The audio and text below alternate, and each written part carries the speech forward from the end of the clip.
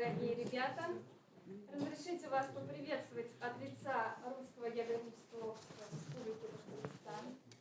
Уже 5-й день мы проводим лекции. Лекции посвящены дню рождения Русского географического общества, нашего отделения. 5-й день мы проводим лекции. И сегодня нашу лекцию проводит профессор, доктор биологических наук, известный популяционный биолог Валерий Петрович Пузенихин. Он вам расскажет о путешествии Петра Симона Палласа.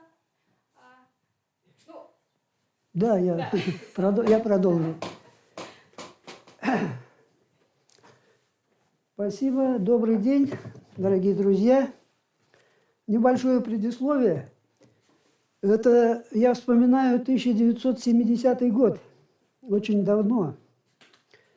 И у нас в школе, 45-я школа города Уфы, работал мой любимый учитель-географ Александр Георгиевич Егоров. У него была кличка Граф. Его даже учителя звали Граф из 45-й. По всей Башкирии был известен. И вот в 7 классе он каждый год водил в походы по Башкирии. И вот в 7 классе я записался в такой поход по реке Юрюзань в Башкирии. А река Юрюзань как раз плывет мимо горы Янгантау. И вот мы пошли на экскурсию, и этот граф начал рассказывать про Палласа, что вот он первый описал это явление, когда горящие горы. И я тогда, конечно, не думал, что в 2020 году, ровно через 50 лет, я напишу книгу, посвященную Петру Симону Палласу, этому великому исследователю нашей российской территории и Башкортостана в частности. Вот эта книга, здесь, конечно, не только Паллас, еще и Гумбольдт, который, как оказалось, великий географ Гумбольдт был на территории Башкирии. Об этом никто раньше не писал. Ну, а сейчас лекция про Петра Симона Палласа. Петр Симон Паллас, он немец по происхождению, но был приглашен в Россию для проведения исследований. И в 1760-х годах вот разработали план экспедиций по России. 3 отряда создали. Общее руководство возложили как раз на Петра Симона Палласа, и кроме того, он сам руководил одним академическим отрядом. И в 1768 году, уже больше 250 лет, экспедиции отправились в путь по Российской империи. Частично я уже сказал, Петр Паллас внес выдающийся вклад в познание природных особенностей России, в отечественную географию, ботанику, зоологию, геологию, палеонтологию и другие области науки. Он по праву российский ученый, я тоже сказал, потому что большую часть жизни он провел и проработал в России. В состав Палласа были включены несколько человек, в том числе известный капитан Николай Рычков, который, правда, потом отдельно путешествовал, другие работники, и вместе с ним жена его отправилась в путешествие. Оно длилось 6 лет, с 1768 по 1774 годы, по России имеется в виду. А на Южном Урале и в Башкирии Паллас работал в 1769-70 и 1773 годах. Казалось бы, давно, да, очень давно все это, но его результаты, я вот так буду говорить, они до сих пор актуальны, на них до сих пор ссылаются ученые, те виды растений, животных, которые он описал. Когда кто-то говорит, они говорят, первым их описал в нашем регионе, допустим, или в таком-то месте Петр Симон Паллас. По результатам исследования им было опубликовано 5 томов путешествий по разным провинциям, местам российского государства, а также атлас с иллюстрациями к этим 5 томам. Вот хотя имя Петра Палласа в республике нашей хорошо известно, как первого крупного исследователя природы региона и первого описателя уникального явления горящей горы Янгантау в Салаватском районе, мало кто знает, в каких районах он еще побывал. Вот я думаю, что из сидящих здесь в зале тоже мало кто знает, где еще был Паллас и что он вообще там делал. Итак, это здесь вот его путь из Санкт-Петербурга до въезда в Башкирию. Вот видите, Тугус-Темир внизу, Тюрганский район Оренбургской области. То есть он с юга, с Оренбургской области, въехал на территорию нынешней Башкирии. Тогда, естественно, не было таких границ. Вот его маршрут. Красной линией показан маршрут его в 1769 году. Вот красной линией вверх с Оренбургской области до Уфы. Интересно, что в этом же году, приехав в Уфу, побыв там некоторое время, он вернулся назад, потом доехал до Волги и через Туймазинский район, кстати, Республики Башкортостан, вот, видите, Октябрьский, Туймазы, Буздякский и другие районы, Чешминский, вернулся в Уфу в декабре 769 года. И в 769 году с декабря по май 770 года он зимовал у нас в Уфе. Жил, работал, писал, обрабатывал свои результаты. Итак, вот по районам, если пробежаться. Да? Первый наш район административный с юга, на юге Башкирии – это Куйыргазинский район. Куйыргазинский район. Здесь вот я представил схему, какие пункты он называет по Палласу. И здесь современные синим цветом выделены пункты. Я не буду их называть ради экономии времени. А здесь вот даты по новому стилю. По старому стилю одна дата, по новому немножко другая. Я ориентируюсь на одну. То есть вот 9 октября он въехал в Башкирию, современную территорию, и далее проехал Куйыргазинский район. Для этого района он приводит достаточно подробные географические данные. Вот посмотрите, пишет о заготовке кормов, содержании лошадей и пчел, устройстве жилищ, домашний утренник, прядении, ткачестве, получении ниток из крапивы, пеньки из дикорастущей конопли и так далее. Дальше описывает геоморфологию, то есть горные хребты и реки. Вот в частности он указал на то, что пришлось пересекать хребет Наказ в Куйыргазинском районе. Далее, это все также Куйыргазинский район. Здесь, видите, геологические данные он приводит. Селенитные люды, окаменелое дерево обнаружил, жилы медной руды и так далее. У Бугульчана современного вышел к Белой и увидел на той стороне вот эти вот горы современные, которые, естественно, сохранились, как по большей части оброслые лесом. Это массив Кунгак уже в Мелеузовском районе Башкирии. Далее Мелеузовский район. Вот здесь он, хребет Кунгак. Далее пересек с большим трудом. Чуть не унесло течением реку Нугуш. Наверное, слышали некоторые. Река Нугуш. Но это не западной части, а на юге. Далее в Воскресенском заводе побывал. Наверное, все слышали, сейчас очень раскручивается. Это место, старинный медиплавильный Воскресенский завод в Мелеузовском районе. Так вот, Паллас там побывал и первым дал подробное описание этого завода, тогда уже действующего. Так, река Нугуш здесь показана. Вот я привел собственную фотографию. Правда, это я давно еще делал, там сейчас все изменилось. Подробно дал описание, в том числе церковь, описывает происхождение руды, углевыжигательной печи и так далее. Следующий район, современный, который он проехал и дал описание краткой природы, это Ишимбайский район. Вот. Но интересно, что про наши знаменитые шиханы Торатау, Юрактау, слышали, да? Куштау, эти горы возвышенности на равнине. Он не пишет. Оказалось, я думал, почему, интересно, он про них не сообщает. Оказывается, он ехал в очень плохую погоду, сплошной туман, и он их просто-напросто не увидел, эти горы. Поэтому Лепехин, его руководитель следующего отряда, Иван Иванович Лепехин, он дал подробное описание. И вот маршрут Палласа в данном месте проходил по территории проектированного геопарка Торатау. Тоже, наверное, слышали.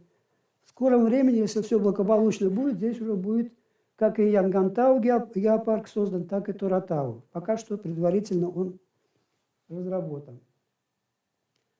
Следующий район, который он проехал с юга на север, Стерлитамакский.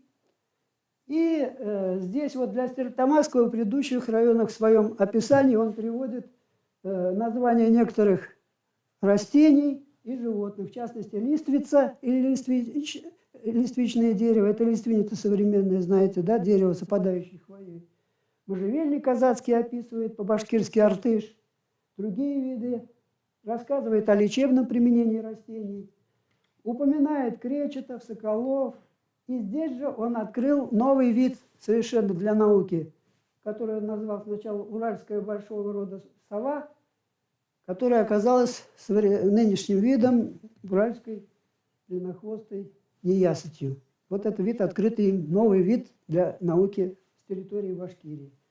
Шиханы, как я уже сказал, он не увидел из-за плохой погоды. Вот Куштау, там Юрактау видно. Дальше из Стерлитамака, который тогда был не городом, а маленькой деревушкой, он уже быстро, потому что погода совсем испортилась, добрался до Уфы. И далее, как я уже сказал, через некоторое время сделал круг. Он был неутомимый, да? Проехать такой огромный путь, и потом еще за несколько, за неделю, за несколько сделать к Волге съездить. И вот, видите, через Туймазинский, Буздякский, я так понял, из Туймазинского района у нас? Город Октябрьский, ну Туймазинский район. Ну, все равно в пределах Туймазинского района. Территориально, пространственно хотя бы. И вот, возвращаясь с Волги через Туймазинский и другие районы, в Чишминском районе он, скорее всего, посетил мавзолей Турахана, который тоже сейчас раскручивается, да, потому что там создается музей, Евразийский музей кочевых цивилизаций. Это тоже моя фотография, я там давно был. И он вот дал первое описание, краткое, этого, может, тоже мало кто знает, но Паллас приложил свою руку. Так, это его портрет на почтовой карточке 16 года, посвященный 270-летию его. Как я уже сказал, с декабря 1769 по май 1770 года он зимовал в Уфе. Вот. И в его труде очень много страниц уделено городу Уфе и ее природным особенностям. Желающие в интернете могут найти все его тома и почитать. Там до сих пор можно еще читать и сравнивать, разбираться, анализировать.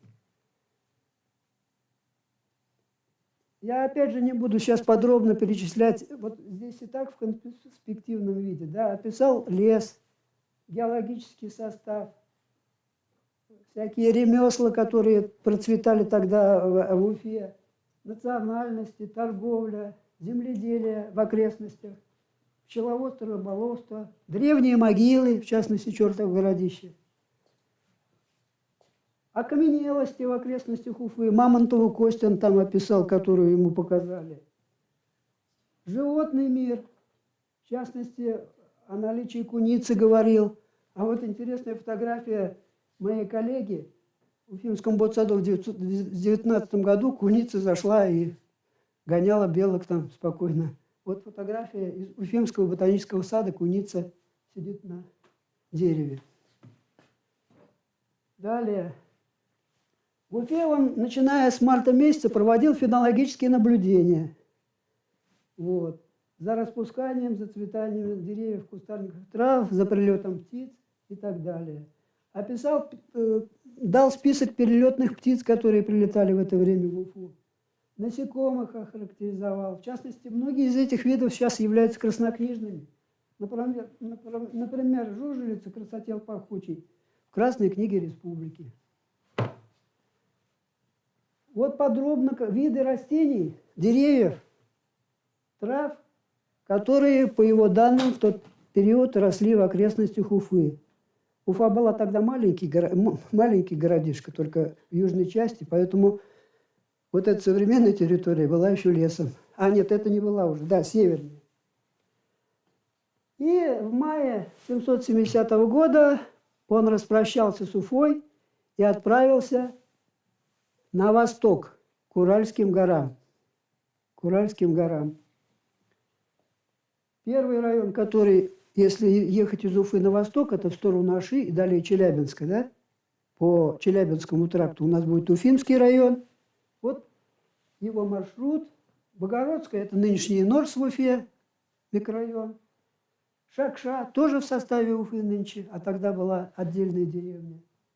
И так далее. Выехал в плохую погоду при сильном ветре с градом. По пути, опять же, тщательно записывал и собирал гербарий трав, коллекционировал насекомых, различных других животных. Охарактеризовал реку Уфу или Карайдель, вы знаете, да, наша Черная река.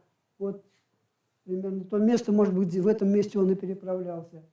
Опять же, по всему пути травы, кустарники, деревья, которые ему попадались, записывал. Зеленым цветом как раз показан маршрут из Уфы, начиная с мая 770 года, на восток. Вот здесь он подъехал к Ашинскому заводу, который раньше не назывался Ашинским, а Шабалашовский был завод. Вернее, его тогда еще и не было, этого завода. Там на этом месте был другой населенный пункт.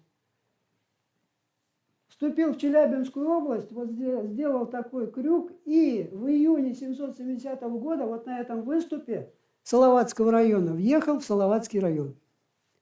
А после Уфимского района был еще Иглинский район, я забыл. Вот Иглинский район. Видите, он здесь много пунктов, очень подробное описание, кстати, дал. Здесь и Чувашкубово, и Текеево, и Лемеза, и Нижние Лемезы, где недавно родник открыли, вот, облагородили. Так, здесь тоже очень много дает описаний всевозможных занятий местного населения. Травы. Кстати, вот видите, если вы обратите внимание, у меня здесь черным цветом показано, а далее расшифровка синим цветом. Это что означает? Это означает, что мне пришлось довольно много расшифровывать. У него были старые названия. Большинство видов растений, животных, ну, большая часть, у него было названо своими именами. Чтобы понять, какой вид, приходилось долго думать. И в литературе копаться, и у него самого находить где-то в разных местах книги латинские названия. По латинским названиям гораздо легче. И вот благовонная мариона – это, оказывается, подмаренник душистый. Вешний составной горошек – чина весенняя и так далее. Вот травяной ивняк – живучка ползучая. Далее. Где-то здесь, около Текеева, переправлялся через реку Сим. Вот я сфотографировал это место. Далее, как я сказал, проехал по Челябинской области, по нескольким там, Симской, Катав, Ивановский, Рязанский завод. Это его изображение на почтовых продукциях, часто он там встречается на различных почтовых марках, блоках. И, наконец, вот этот основной район, по которому полосы знают, Салаватский наш район, где находится санаторий Янгантау, слышали же, да? И горящая гора Янгантау, где люди лечатся естественным подземным паром, исходящим из горы. И вот он очень заинтересовался этим явлением. И так, это все путь его. Это его путь к Янгантау. Я не буду тоже останавливаться подробно. Вот. И так видно, что он не просто так ехал по пути, да, в своем тарантасе, а останавливался постоянно, выходил, записывал, выкапывал растения, вот, рисунки делал. Дальше пещеры посетил. И вот 26 мая по старому стилю, 6 июня 770 года он прибыл на горный массив Куантау и гора Янгантау. Это хребет Каратау, черные горы, которые он тоже описал. Кстати, Каратау, если кто не знает, один из немногих хребтов, которые лежат поперек Урала, Южного Урала. Все хребты вот так с севера на юг большей частью тянутся, а Каратау с запада на восток. лежит, один из немногих. Вот он первый описал. И вот что он пишет. Он у местных старожилов башкирцев про этот гору узнал то, что 11 или 12 лет тому назад, то есть около 1758 года, ударил гром в большую сосну и сжег оную, и даже с самым корнем. Пламя сие сообщилось горе, и с того времени горит она внутри беспрестанно.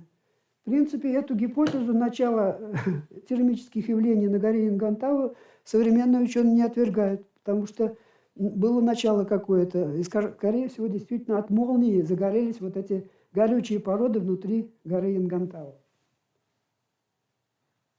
Здесь вид на гору на саму гору Ингантау и на санаторий Ингантау. Как раз в 70-м году, 52 года назад, я там залезал с разрешения графа, нашего учителя, залезал в одну из таких ям, где грелись больные. Тогда еще санаторий маленький был, я помню.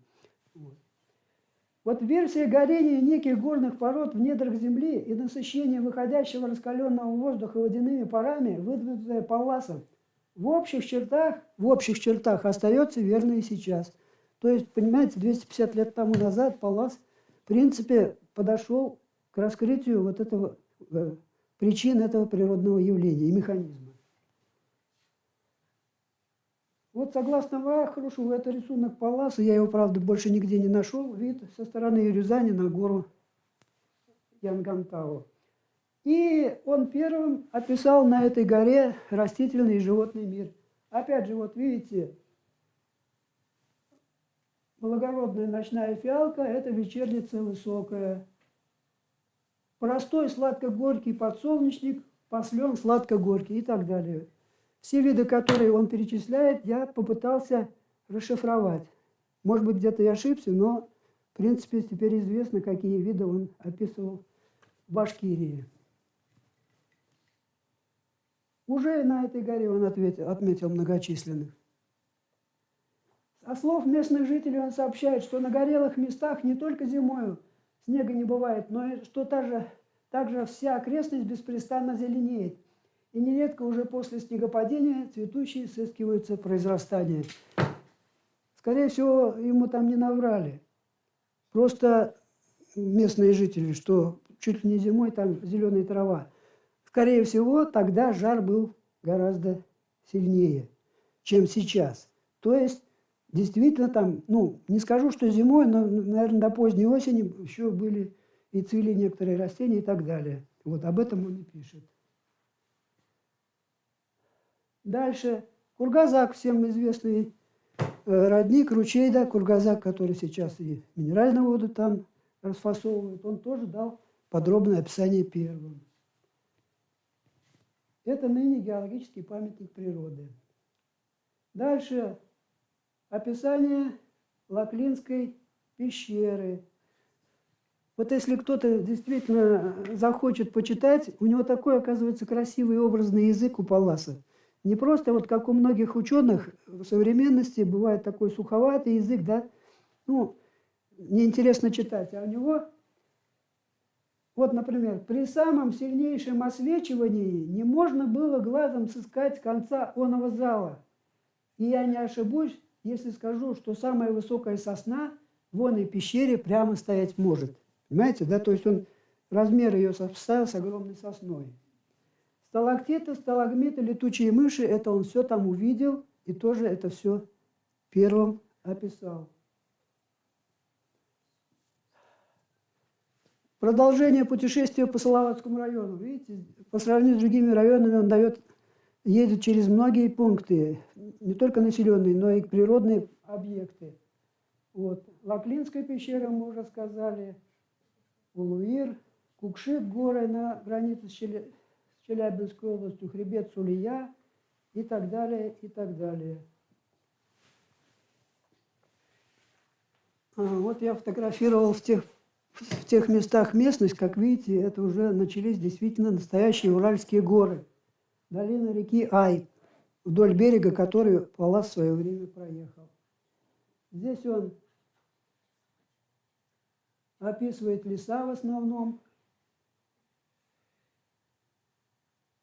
Так, береза, сосна, ольха, осина, ива, козья. Интересные некоторые явления замечают. Например, на осинах, поваленных бурей, кстати, там во время его путешествия буря случилась огромная, и повалила целые массивы леса, и он увидел, что на этих осинах множество пуха образовалось после падения уже. И он предположил, что, может быть, их можно использовать, этот пух собирать и для производства бумаги и пряжи использовать. Кстати, были такие опыты, но, конечно, дальше этого не пошло. Далее описывает лиственницы, одиночно стоящие, крупные, которые там до сих пор сохранились. Что про, про Салаватский район можно сказать? В 17 году здесь образован геопарк Янгантау. Уже об этом мы с вами говорили, да? Который включен во всемирную сеть национальных геопарков ЮНЕСКО. На очереди геопарк Таратау, который Паллас посетил на пути в Уфу из Оренбургской области. Я об этом говорил.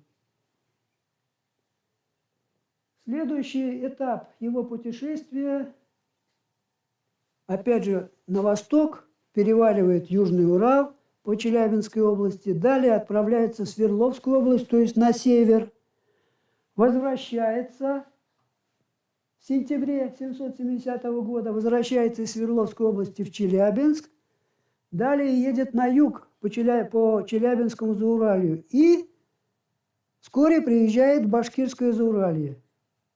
Башкирию опять, на территории Башкирии. Какой район, кто знает там ближайший? Никто? Тут мне предложено книги дарить самым активным. Так что давайте будем зарабатывать очки. На востоке Башкирии, рядом с Челябинской областью, ближе к Миасу, к Челябинску, какой район Башкирии находится? Какой? Ближе еще, Белорецкий чуть подальше. Учелинский район. Учелинский район. Вот в сентябре 770 года Паллас прибывает в Учелинский район. Мы еще, перерыв пока нет у нас? Еще. Угу. Я перечислил основные пункты. Карагайский бор, известный памятник природы Челябинской области, но мало кто знает, что своим западным краем Карагайский бор, памятник природы, заходит в Башкирию, на территорию Учелинского района. Он ничем не хуже, чем этот самый Челябинский Карагайский бор. Я там был. Вот. Называется у местных Ахуновский бор. Вот он мимо него проехал.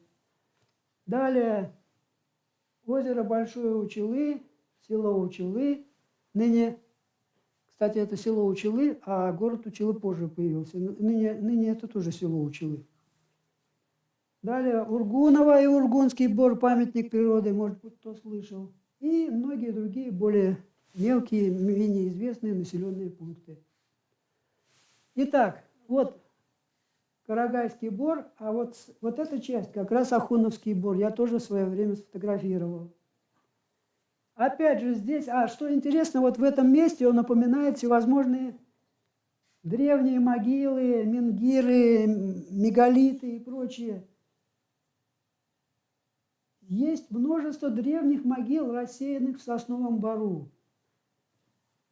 Древние стоянки, захоронения, чудские копии, каменные дольмены и менгиры. Вот он одним из первым, по сути дела, тоже дал описание вот этих вот не совсем природных, но связанных с жизнью, деятельностью древнего и средневекового человека. Так, ну, для озера Учелы, конечно, грех было ему не описать рыбное богатство озера, озеро Ургун. Если кто не слышал, вы все равно рано или поздно услышите. Это вот такие знаковые места. Озеро Ургун, памятник природы. Виды рыб, так, щуки, лещи, караси и прочие рыбы. В окрестностях множество орлов, беркутов, других хищных птиц. На открытых местах чокушки. Я это распознал как степная пищуха, очень редкий для Башкирии вид, в некоторых регионах Красной книги. Так, вот как раз показано озеро Ургун. одинокая лиственница на берегу озера. Здесь он дает описание окрестных хребтов, в том числе Аваляка и Ирементау. Иремель. Наверное, уж Иремель многие знают, да, Большой Иремель. Вторая по величине, по высоте гора Южного Урала. Вот она у него фигурирует. И, кстати, не один раз. Дальше он тоже... Потому что он, когда ехал, он ее видел. Когда ехал на север, с левой стороны, за хребтами, он верхушку Иремеля видел. Она же 1582 метра, это очень высокая гора. Так, опять же описывает лиственничные леса, болота. И здесь у него много геологических данных. Вот, признаки медной руды, магнитного железняка. Так, медная лазурь или азурит. Далее твердое стекло и сребросодержащая руда. То есть он нашел там признаки руды, которая содержит серебро в Учелинском районе. Описывает горные выработки. Опять же, многочисленные травы. Ну, например, Савина стрела оказалась кровохлебка лекарственная. Наверное, кровохлебку многие видели, знают. И так далее. В том числе краснокнижные современные виды растений. Продолжение. От Ургунова он поехал на север. Я же сказал, поехал на север вдоль реки Яик, или Урал, которая сейчас называется. И вот там он снова видел с левой стороны за горами Большой Иремель. Возвратился в Ургунский. Так, тогда здесь опять куски самородной меди, зерна меди, магнитный железняк. И вот здесь он дает описание знаменитых учелинских яшм. Наверное, знаете, что яшмы – это такой поделочный камень очень красивый. Да, это наш башкирский, как бы можно считать, национальный природный камень, из которого всевозможные изделия производятся. И вот он описал разные виды яшм, в том числе светло-зеленую яшму. И что? По итогам обследования учелинских яшм Павлас рекомендует добывать высококачественную яшму для художественных работ, используя глубокие копани. То есть не наружно лежащую яшму, а вглубь, чтобы найти высококачественную. Почему, как вы думаете? Почему он сказал, не берите яшму, которая на поверхности лежит, а копайте ее в земле поглубже, и там берите, тогда будет вот такой отличный материал. Кто скажет? Он дал объяснение правильное. Потому что наружная яшма, которая на поверхности, она подвергается воздействию всевозможных природных факторов. Жара летом, снег, обледенение, и она ломкая, рыхлая. Он говорит, ее не берите, она будет сыпаться, крошиться. Берите поглубже. Так. Да, кстати, по ходу упоминают раков в реке Яик, тонкополых раков. Ну, тут много говорит, понимаете, что у нас нет времени, чтобы на каждом видео останавливаться, но вы выхватываете вот синим цветом, выхватываете, и будет видно даже без моих слов. Выехав из Учелинского района, он там сделал солидный круг такой, он опять попал куда? В Челябинскую область. И направился в город Челябу. Тогда он Челяба назывался, сейчас Челябинск. Вот. 7 сентября прибыл в Челябу. Далее ездил опять по своим делам на встречу с Лепехиным, с Татищевым. Не с Татищевым, с Лепехиным. После чего отправился в Сибирь. То есть из Челябинска далее он отправился в Сибирь. И находился в Сибири почти, ровно 2 года. В 771 году в 770 году он был в Учелинском районе в нашем, зимовал в Челябинске и с весны отправился в Сибирь. Вот про последний этап путешествия по Башкирии вообще почти никто не упоминает. Вот впервые я пишу о том, что после 2-летнего пребывания в Сибири он вновь возвращается в Челябинск. Не я пишу, он сам пишет, я просто у него прочитал. И дальше идет опять отрезок по Башкирии, по северной части Башкирии. Вот. Хотя там обычно говорят, что это Челябинская область, Свердловская область, там Пермский край, а на самом деле он в Башкирию опять заехал, и мы сейчас это увидим. Тут я привожу разные портреты Петра Симона Палласа. Вот, например, на сайте природной культуры наследия Мордовии вот такой портрет обнаружил. Я не знаю, кто автор, но очень красивый здесь, мне кажется, портрет. Итак, вернулся он в Челябинск. Далее поехал на север Челябинской области, Кыштым, Шемаха Свердловской области. Далее въехал в Пермский край современный, Инапай-аул, река Атер. И здесь он поворачивает на юг и въезжает в Аскинский район Башкирии. То есть следующий район Башкирии, который после Учелинского, который он посетил, и кратко, он ехал в марте, там не было ни зелени, ничего. Это Аскинский район. Вот смотрите, вот это вот синяя теперь линия. Синяя теперь линия. Вот из Челябинской области он едет, далее Свердловская область, далее вот приезжает в Пермский край. И вот этот 6-й район, синяя линия пошла непунктирная, это Аскинский район Башкирии. То есть в 773 году он вновь оказался на нашей с вами родной территории, в Аскинском районе. Вот его маршрут далее по нескольким районам, и через Краснокамский район он выехал в Удмуртию. Ну а теперь поподробнее. Сейчас я посмотрю время. Перерыв, наверное, да? Без перерыва? Как скажете. Хорошо. Так. Итак, Аскинский район. Смотрите, дата. 20 марта 773 года. Да? Ну, представляете, март, как 250 лет назад был мартом, так и сейчас. То есть он ехал уже, конечно, гораздо быстрее, чем раньше. Гораздо меньше делал наблюдений, останавливался. Но, тем не менее, кое-какие сведения он по каждому из этих районов все равно привел. Итак, вот здесь вот река Атер, Новая Бурма, Кигазы. И самое интересное, что здесь вот в Аскинском районе в этот район заходит своей западной частью Уфимское плато. Может быть, тоже мало кто-то не знает. Уфимское плато – это вообще уникальный, интересный регион Башкирии, который за пределами Южного Урала лежит. Но это горная страна, покрытая, огромная причем по площади, почти 100 километров с юга на север, покрытая темнохвойным лесом. Между прочим, мало исследованное до сего времени.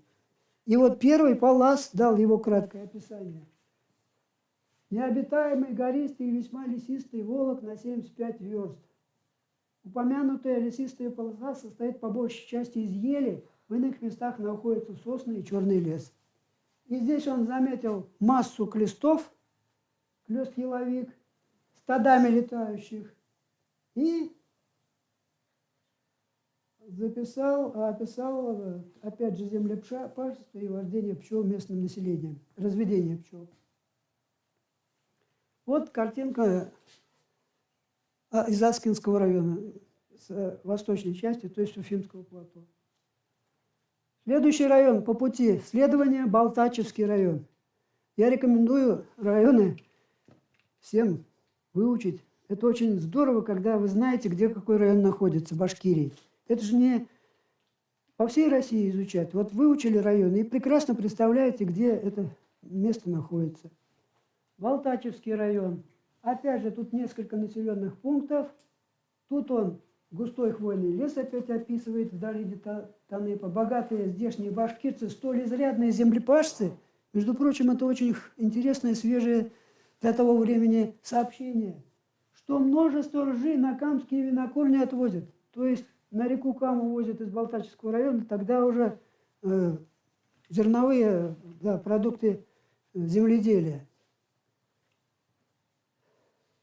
И здесь же он впервые упоминает черемисов и ватиков, то есть марийцев и удмуртов, которые в этих местах, знаете, да, компактно живут во многих деревнях и так далее. Не только башкиры, татары, но и появляются вот соседней нашей национальности. Далее Бураевский район. Бураевский район. Опять же, тут географические пункты, которые он пересек. Переправились через Таныпь, река. Местность резко переменилась.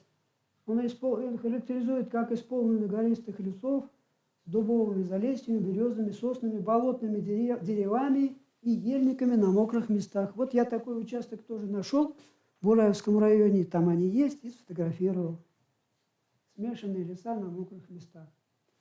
Далее Калтасинский район. Это он уже, Бураевский район, он ехал на юго-запад, а из Бураевского повернул на северо-запад. Вот, на северо-запад. Тоже населенные пункты. Ну, я просто привел панораму из Калтасинского района. Это старинная 200-летняя Покровская церковь. Так. А для Калтасинского района он довольно подробно речную сеть характеризует района. Там действительно есть что посмотреть. Много рек, которые несут, в конце концов, свои воды в реку Белую. И Наольский район. Это самый наш северо-западный район Башкирии, да, самый дальний, по сути дела, один из самых дальних от Уфы. Вот. То же самое еловые леса описывает, которые в речку Буй впадают. И последний район, который он посетил на территории Башкирии, вернее, повторяю, да, что этих районов тогда и в помине не было. Это я говорю применительно к современному административному делению республики. Но нам это и важно, правильно? Зачем нам какие-то волости сейчас знать? Хотя это тоже интересно. Но нам применительно к современной территории интересно. Вот здесь вот он очень много интересных данных приводит. И о сосновых лесах, памятники природы ныне в Краснокамском районе, да, тянущиеся вдоль Камы на песчаных террасах. Вот настоящие такие корабельные сосновые леса, до сих пор сохранившиеся. О рыбных богатствах Камы. Например, мимо текущая река Кама имеет в рыбах великое изобилие, кои здесь почти самые вкусные по всей России. То есть рыба, он говорит, там самые вкуснющие. Далее. Здешняя камская белая рыбица, белорыбица или нельма, осетры и стерляди далеко волжских превосходят. Кроме сих трех родов, в Каме за главную рыбу почитать должно лососей или так называемую красную рыбу, каспийский и волжский лосось. Таймень там встречал. Этих рыб уже нету.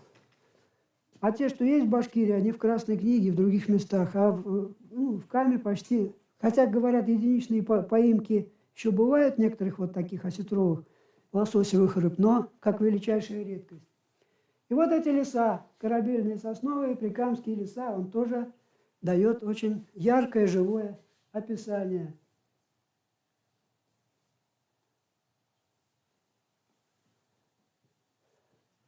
Еще что интересного. Касательно мартовского маршрута 1973 года он пишет. На последней части всего моего проезда имел я случай узнать Ватиков и Черемисов, которые я уже называл, да, которые во время всего моего путешествия еще мне не встречались. То есть имеется в виду не после Краснокамского района, а до Аскинского района не встречались. А после Аскинского начали постепенно встречаться удмурты и марийцы. Так. Попадались удмуртские, ватятские, марийские, черемисские деревни. Ну, вы знаете, у нас целые районы можно называть сейчас даже удмуртскими или, например, Мишкинский, Марийский район. Так. И для каждого из этих вот народностей, которые он посещал, дворы посещал, деревни посещал, он даже описывает их хозяйство кратко, правда. Вот. Лошади, крупный рогатый скот, овцы, гуси, утки, опять же бортевые пчелы, священные ели у марийцев и удмуртов. До сих пор это известно для этих народностей. Я уже не говорю о башкирах, татарах и русских. пятитомном труде Палласа содержится также масса сведений о башкирах, татарах, мещеряках русских. Это как бы, в общем-то, к природе особо не относится, просто я упоминаю, что он был очень разносторонний ученый и давал не только описание природных достопримечательностей, но и народностей, то есть этнографом он был хорошим. Так, что дальше? Он прибыл, значит, из нашего Краснокамского района в Сарапул. Это где Сарапул? Кто знает? Сарапул. Город Сарапул ныне. Где находится? В России, не в Башкирии. Удмуртия. Он прибыл в Удмуртию, город Сарапул. Из Сарапула съездил в Казань, вернулся снова в Сарапул. Далее проехал юго-восточную часть Удмуртии. Из Удмуртии отправился на юг и попал в какой наш субъект Российской Федерации? Из Удмуртии. Куда попал Паллас? Татарию. Кто ответил? Ага, хорошо.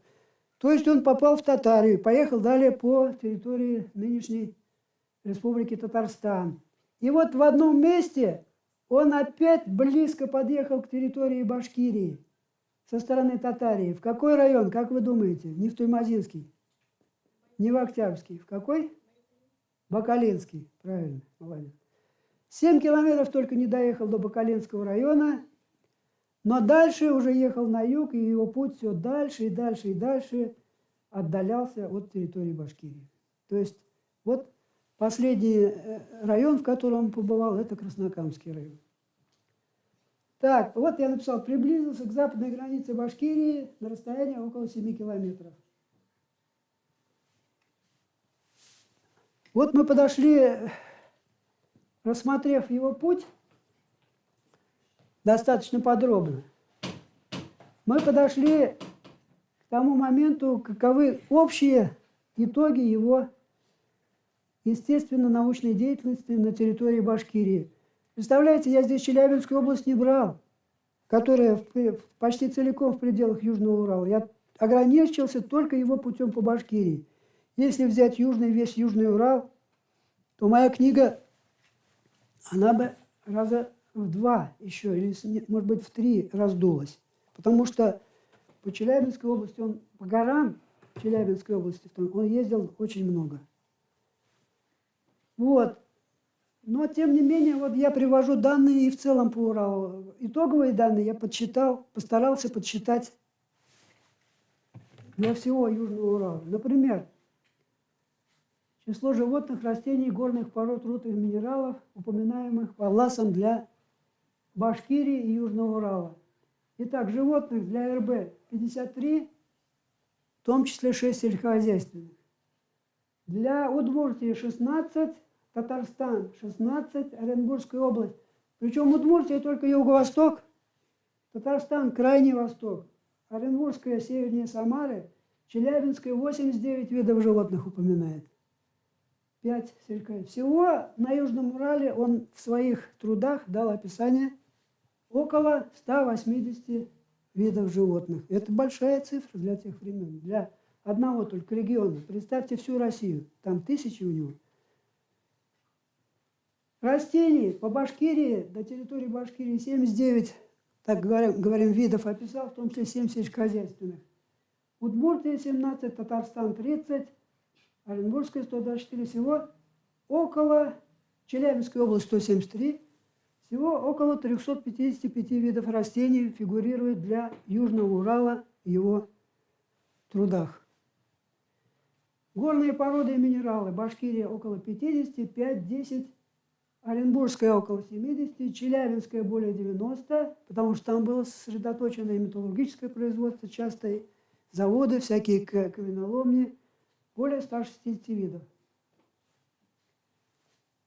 Об этом я уже сказал. 50 видов. Его зоологические данные представляют собой первую относительно подробную сводку по животному миру Башкирии и Южного Урала. То же самое можно сказать и по растительному миру, то есть ботанические данные. Примерно 10 из этих растений он выявил, сгербазировал и описал впервые на Южном Урале. С территории Башкирии, как я уже упоминал, он описал ныне широко известный вид, да, уральскую или длиннохвостую неясыть.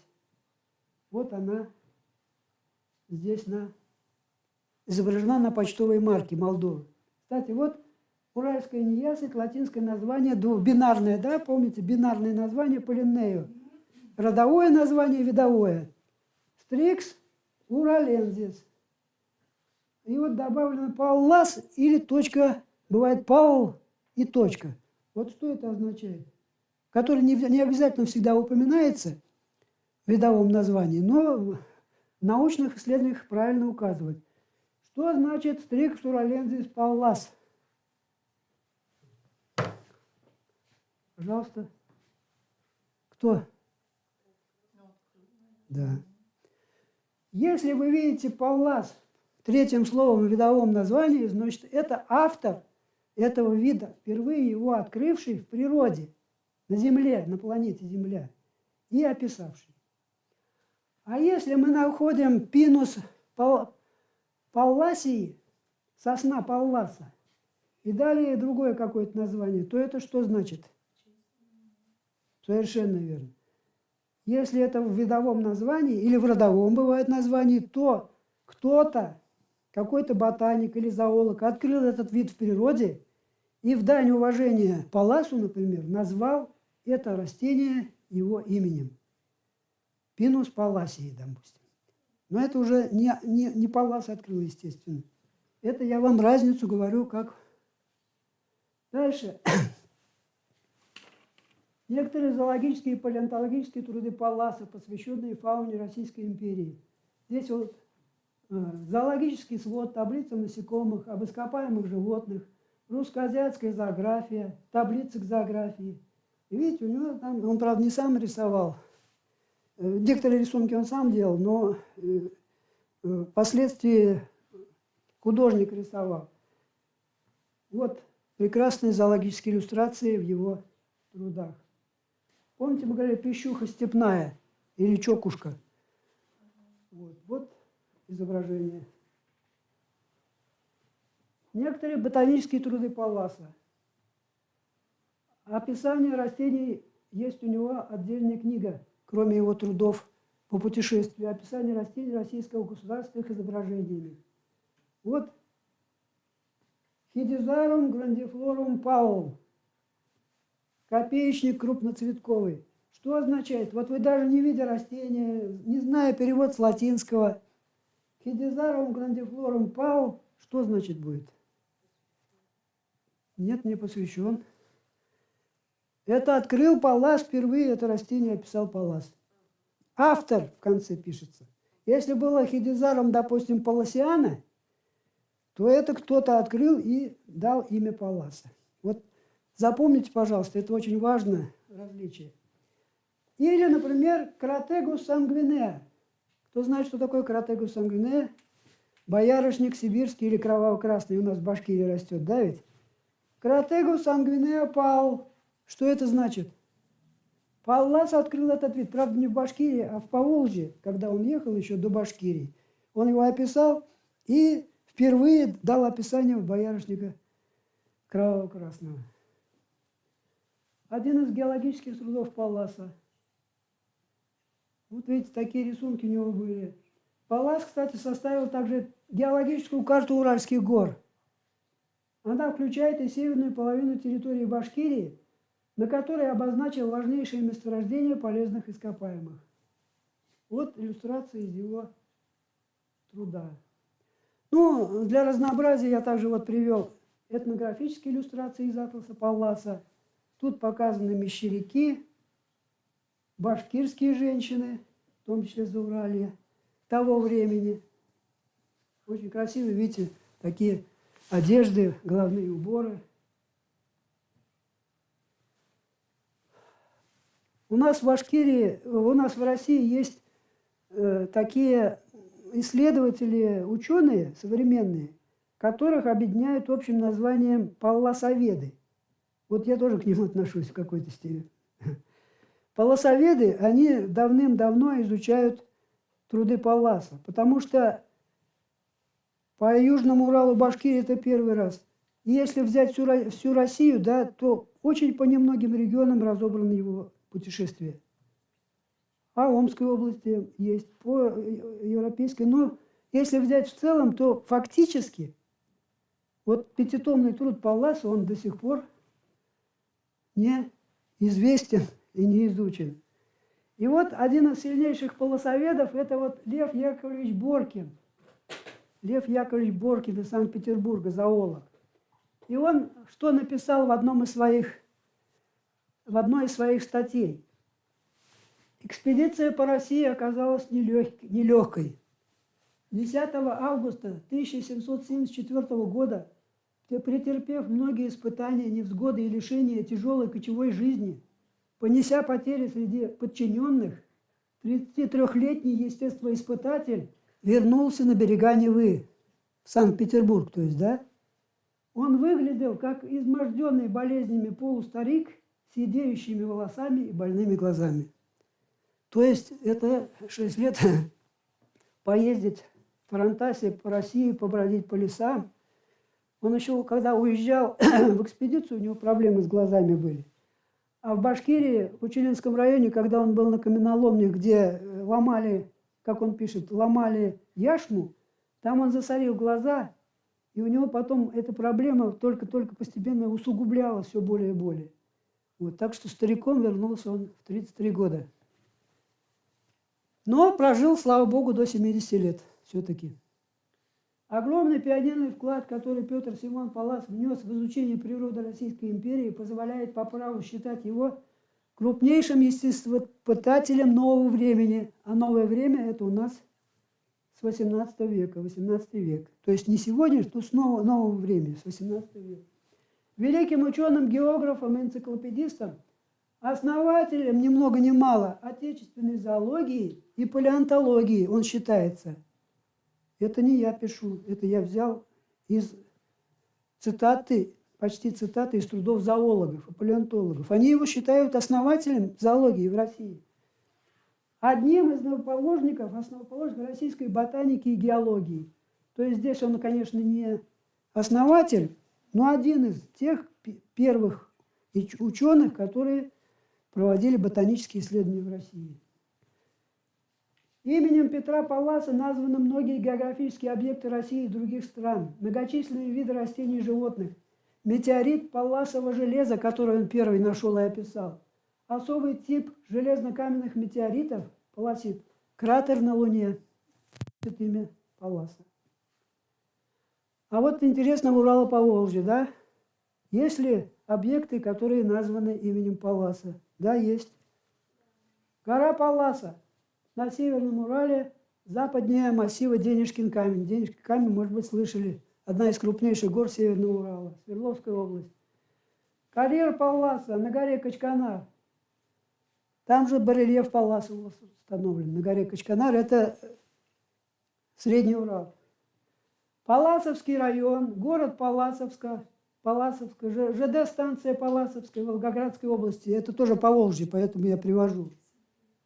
На привокзальной площади Палласовки установлен памятник великому путешественнику. Вот памятник Палласу с лошадью Палласовки. Далее, метеорит Палласовка, я уже говорил, в окрестностях Палласовки найдены в 90-м году. Палласовская улица в Волгограде. Так, далее к Южному Уралу мы подошли. У нас-то хоть есть что-нибудь его именем названное? Пещера Палласа на реке Ай на Южном Урале, открытый уральскими спелеологами в 2002 году. Саткинский район, Челябинск. Он, кстати, мимо нее проехал. И, судя по всему, у него есть краткий намек на эту пещеру со слов местных башкир, местного населения. Вот. Далее, в Уфе. Есть в Уфе кто-нибудь, кто знает?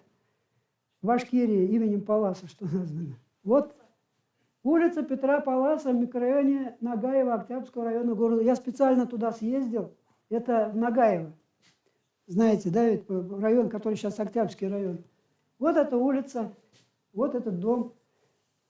Я сфотографировал вывеску с одного из домов. Улица Петра Палласа. Далее. Вот очень интересные данные, итоговые. В честь Петра Палласа названы около 87 видов, родов и семейств животных, не считая ископаемых. Ни один из ученых в мире, я думаю, не удостоился такой чести, чтобы его именем, то есть не он открыл, я говорю, а его именем там названы столько-то видов животных. По разным данным, присвоенным 2-3 родам, 29-39 видам и подвидам растений, а также 2 видов грибов. То же самое и в ботанике ни один ученый не похвастается, что столько в честь него назвали видов растений. Вот в коллекции нашего ботанического сада в Уфе можно увидеть 4 вида и подвида растений, носящих имя ученого. Рябинник Палласа. Видите, Сарбария Палласии. И здесь следующий автор, который назвал это растение в честь Палласа. Тут уже не Паллас, видите, а само название. Рябинник Паллас. Примула высокая подвид Палласа. То же самое. Subspecies Палласии. Яблони ягодные или Палласа. Малус паллазиана. И сосна Палласа. Пинус паллазиана. Английским ботаником Доном предложено название. И вот во всей красе сосна Палласа растет на территории Уфимского ботанического сада. Между прочим, вид из южных регионов, из Крыма, а у нас уже 80 лет, вот видите, 80 лет уже прекрасно растет, себя хорошо чувствует. Некоторые виды из Крыма у нас совсем не будут расти по причине теплолюбивости. А некоторые, вот хвойные, растут прекрасно себе. И вот достигли уже такого размера. Сосна Палласа. Завтра вы заходите в ботанический сад и смотрите своими глазами. Ну, это как пример продолжения экскурсии. Еще один портрет Палласа. Это уже в возрасте, да, когда ему было уже много лет. И зачитаю полностью.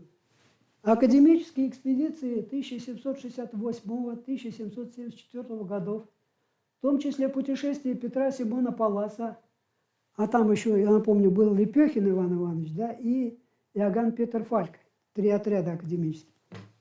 Одно из крупнейших географических предприятий XVIII века.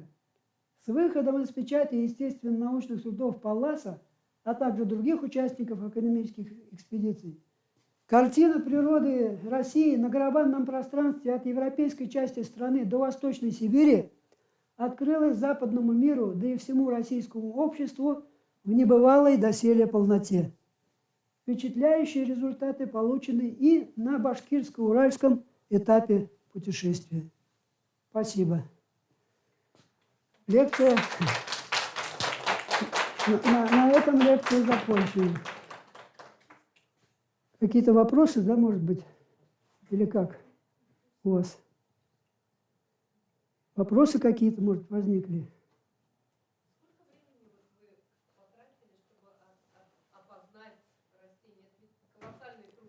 Да, разъясняю. Довольно много, наверное, несколько месяцев. Значит, первый принцип, который я использовал. Есть уже расшифровки многих видов по Поволжью, опубликованные не популярные. Это у меня научно-популярная книга, вот для вас, не для ученых. Она для простых людей, юных натуралистов, школьников, студентов. Вот. А там опубликованы были в научной литературе. И, допустим, там петазит с желтыми цветками, это, оказывается, мать-мачеха. Ну, я, естественно, воспользовался. Я не буду говорить, что я все сам это определил. Далее. Другие, в первой части, когда он ехал по европейской части России, в первых частях, он более часто писал латинские названия.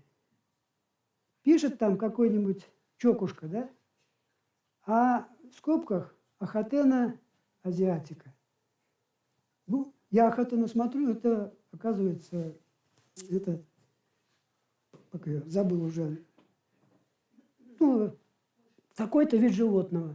И вот таким образом, где можно, я прошел. Но это где-то половина. Далее советовался с ботаниками и зоологами нашими. Вот такой-то район, такие-то виды. И нашими, не только башкирскими, но и из Поволжья, из других регионов. И в конце концов, я не буду говорить, опять же, что везде точно, может быть, где-то будет и когда-то исправление, но в целом все виды расшифрованы.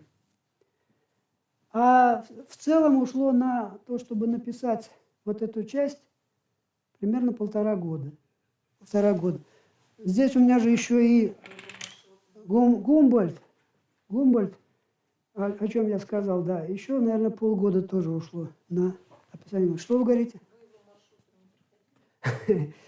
Была такая мысль, да, пройти по маршруту Палласа. Это, кстати, очень модно. В России периодически такие путешествия и географическое общество организует, и ботаники, и зоологи очень часто.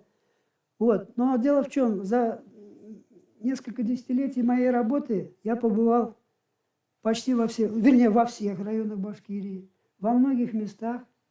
И поэтому, когда мне нужна какая-то иллюстрация, фотографии, я открываю Балтачевский район, и у меня там куча фотографий. И беру подходящие по теме. Допустим, там про сельскохозяйственные поля говорит Паллас, а у меня, пожалуйста, вот поле, дальше еловый лес, я эту фотографию беру. То есть специально по маршруту я не шел, но фактически я на многих участках его маршрута побывал. Еще какие-то вопросы, может быть? Паллас? А, по-моему, не было в то время еще. Да? Не было. Нет, не было, да. Ну да, это 700, а у нас 1800. Да, да. Но фактически он, можно сказать, что он географ. Да. Включен. Не было включен.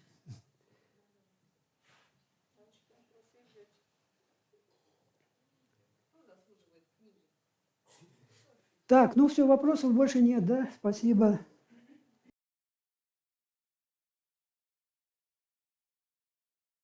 Это моя книга, у некоторых из вас появится. Я думаю, можно будет кому-то дать почитать. Так, наверное, вам. Кто еще отвечал на вопросы? Вот вы, да? Это наш учитель уже. Учителю обязательно. Ну, мне сказали детям дать. А я дам тоже учителям, так ведь? И давайте так. Вот кто мне задаст сейчас вопрос какой-нибудь по теме, интересно, ну, любой вопрос, тот и сейчас получит еще одну книгу. Так, ну, любой вопрос. Знаете что, вот всегда, когда вы где-то присутствуете на лекциях, очень важно вникать и спрашивать. Некоторые стесняются почему-то, некоторые думают, что, может быть, я что-то не то спрошу. Вот этого не надо. Никакой вопрос не бывает глупым. Потому что любой вопрос, если он есть, да, еще интереснее такие вопросы бывают. Давайте. А я вспомнил 1970 год, 50 лет назад, когда наш граф из 45-й, учитель географии Александр Георгиевич Егоров, кстати, автор путеводителей по Башкирии, выходили в 50-х, 60-х годах, очень известный граф из 45-й, он рассказывал мне на горе Янгантау, про гору Янгантау, про и так далее, и так далее. Ну и это первый ответ, что я вспомнил, потом посмотрел, а никто ведь не знает маршрут Палласа по Башкирии. Я выбрал и путь Гумбольдта в том числе. Да, это продолжение вопроса.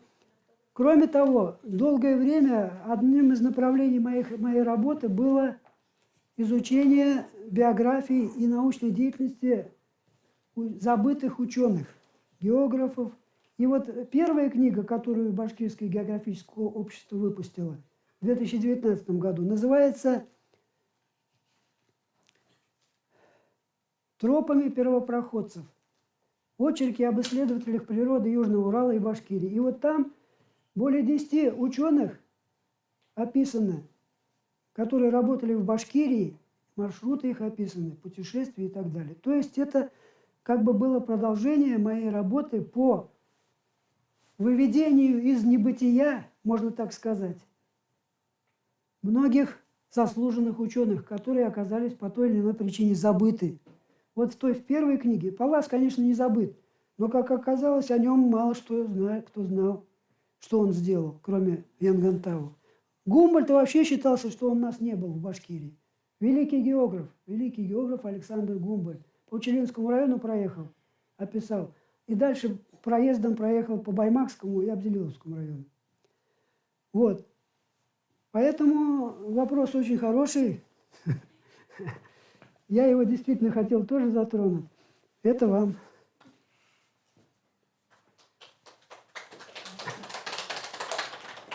Спасибо.